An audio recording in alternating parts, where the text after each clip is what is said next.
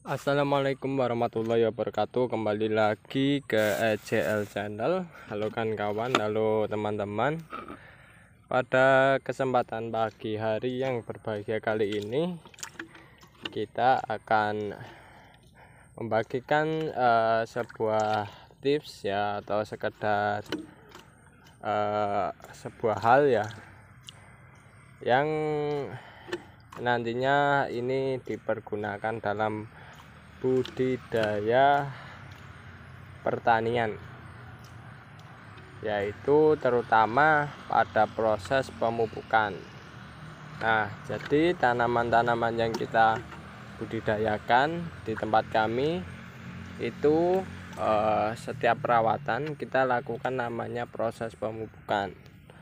Pemupukan itu merupakan sebuah hal penting yang harus dilakukan oleh para petani agar nantinya tanaman yang kita budidayakan itu hasilnya bisa maksimal dan tumbuh secara normal kan kawan, semacam itu. Nah, di kesempatan kali ini saya akan membagikan mengenai tips perawatan untuk pupuk POC yang biasa kita buat, dan yang jelas beserta penjelasannya. Jadi kawan-kawan, pupuk POC ini kita buat dengan biaya semurah mungkin. Karena mengapa? Karena alasan saya melakukan pembuatan pupuk organik cair semurah mungkin karena saya sudah menggunakan pupuk non organik juga, alias perlakuannya semi organik, sehingga biaya yang kita keluarkan itu cukup dapat menambah pengeluaran atau biaya produksi yang nantinya itu kalau kebanyakan kita yang perolehnya itu tidak untung kan alias rugi ya, kita memperolehnya tidak untung tetapi rugi. Nah, oleh sebab itu dalam perlakuan semi organik ini saya perlakukan tanaman yang kita budidayakan itu dengan menggunakan pupuk yang biayanya murah, yaitu 0 rupiah. Nah, pupuk ini itu terbuat dari bahan-bahan organik yang dimana kita rendam dengan air, dan cairannya ini yang berwarna kental hijau ini itu kita pergunakan sebagai pupuk organik cair campuran untuk pada proses pemupukan. Jadi saat proses pemupukan itu kita tidak hanya menggunakan pupuk non organik, melainkan juga menggunakan pupuk organik. Pupuk organiknya terbuat dari dedaunan semacam ini. Nah, pupuk organik ini itu setiap kali kita pemupukan pasti menggunakan pupuk organik cair ini, dan di saat kondisinya sudah semakin lama semakin sedikit, itu kita rawat dengan cara kita tambahkan bahan-bahan organik ya. Bahan-bahan organik ini kami biasanya menggunakan daun turi semacam ini kan. Nah, daun turi ini kawan-kawan, metodenya mau kawan-kawan remas atau kawan-kawan biarkan begini saja itu juga tidak masalah ya. Nanti lama-kelamaan daun-daun yang kita rendam ya, kita campurkan ke pupuk organik cair kita, itu lama-kelamaan akan membusuk dengan sendirinya, dan nantinya bahan-bahan organik tersebut akan mengeluarkan zat-zat yang dimana dibutuhkan oleh tanaman semacam itu. Nah, ini kita rendam selama kurang lebih 24 jam bahkan lebih ya kawan-kawan. Paling ya 3 hari itu nanti biasanya sudah membusuk semacam itu. Dan saat perendaman ini pastikan bahan-bahan organik yang kita pergunakan bahan-bahan organik yang kemungkinannya itu tidak menularkan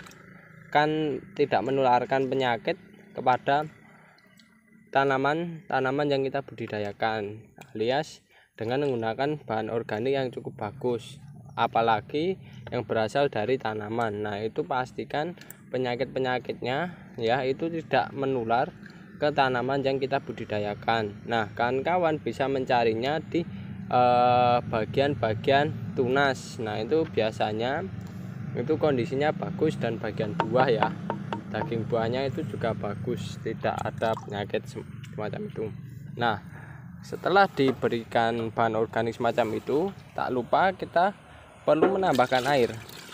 Nah, air ini ditambahkan secukupnya saja, sehingga mereka pastinya kondisinya terendam semacam itu, dan nantinya lama-kelamaan akan berubah warna, air tersebut berubah warna menjadi kehijau-hijauan semacam ini kan kawan.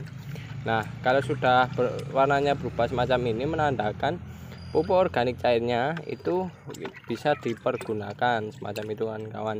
Dan pupuk organik cair ini itu seperti halnya kayak kalau diumpamakan itu kayak lambung manusia ya. Jadi tugasnya itu adalah membongkar bahan-bahan organik ya, agar menjadi sebuah zat atau nutrisi yang tersedia bagi tanaman, sehingga ketika kita berikan, tanaman bisa menyerap dengan bagus dan hasilnya bisa maksimal. Dan di sisi lain juga kan kawan, pupuk organik cair ini ya, itu menurut kami ya, kalau bahan-bahan organiknya yang dibuat itu bervariasi, semakin banyak ya, entah dari hewan maupun entah dari tumbuhan, kita variasi ya, kita lengkapi di sini, maka nutrisinya semakin lengkap dan semakin bagus. Seperti halnya lambung kan, lambung itu kalau nutrisinya banyak ya, makanannya bermacam-macam, otomatis ketersediaan atau kandungan yang terdapat di dalam lambung itu pastinya menghasilkan cairan yang dibutuhkan tubuh itu semakin sesuai ya kebutuhan tubuh dan semakin lengkap semacam itu. Nah, begitu pula ini pupuk organik cair ini, kalau kan kawan memberikan bahan-bahannya itu bervariasi, insya Allah untuk hasilnya ya, hasil dari pupuk organik cair ini kondisinya ya, itu menghasilkan nutrisi yang kompleks, yang bervariasi pula kan kawan. Dan yang terpenting dalam pembuatan pupuk organik cair ini, kita tidak perlu menggunakan bahan-bahan yang sifatnya dapat menular dan yang sifatnya dapat merusak tanaman ya, semacam itu. Nah, contohnya kan daun kayak gini, salah satunya bahan organiknya adalah daun. Kalau daun kan kawan, saya saranin pilih daun yang berasal dari tunas. Nah, itu biasanya kalau di tunas itu terkadang untuk segi penyakitnya lebih sedikit dan segi amannya juga sedikit. Yang pertama, kalau batang, gunakan batang yang bagian dalam, jangan batang yang bagian luar. Karena batang bagian luar itu biasanya sudah terdapat mikroorganisme yang dapat menyerang tanaman atau penyakit ya, semacam itu. Kalau yang dalam kan biasanya belum terlalu terserang lah, semacam itu. Dan jika bagian buah, kawan-kawan bisa menggunakan daging buahnya kan kawan. Nah, daging buahnya itu jauh lebih aman dibandingkan kulit buahnya, tapi tidak menutup kemungkinan kulit buah juga bisa dipergunakan. Yang terpenting kondisinya mulus, tidak ada penyakit lah kan kawan, semacam itu. Dan ini itu bahan-bahan organik ini ya kan kawan ya, itu selain dari tanaman juga dari hewani ya, bisa dari rumen kan bisa menambahkan rumen juga kan kawan, bisa menambahkan kayak hama-hama yang istilahnya yang bisa kita peroleh, contohnya ya itu kayak keong sawah. Nah, keong sawah itu juga bisa kita pergunakan sebagai pupuk organik ya kan kawan, dan lain sebagainya. Ikan juga bisa, sisa-sisa ikan gitu kan yang tidak terolah itu kan juga bisa dipergunakan sebagai pupuk organik. Nah, kawan-kawan, yang jelas pupuk organik ini pada intinya kalau ingin menghasilkan pupuk organik yang berkualitas bagus, pastikan dari jumlah dan kualitas pupuk organiknya juga bagus. Itu pastikan bahan-bahannya itu jumlahnya banyak. Yang kedua, bervariasi. Nah, itu pastinya nanti akan memiliki pupuk organik yang berkualitas kan semacam itu. Dan pemberian airnya ini ya kan kawan, untuk pupuk organik jangan terlalu banyak. Kalau kami lebih suka membuatnya dengan cara lebih pekat ya. Nah, jadi hasil cairannya itu harapannya bisa lebih pekat, dan ketika lebih pekat itu kondisinya akan lebih nutrisinya lebih, kandungannya lebih banyak lah, semacam itu kan kawan. Dan oke kan itu dulu informasi mengenai tentang pupuk organik cair kita ya, review pupuk organik cair dan penjelasannya. Semoga kawan-kawan bisa mengambil hikmahnya. Jika ada kekurangan maupun kesalahan, kami mohon maaf yang sebesar-besarnya. Saya akhiri, wassalamualaikum warahmatullahi wabarakatuh.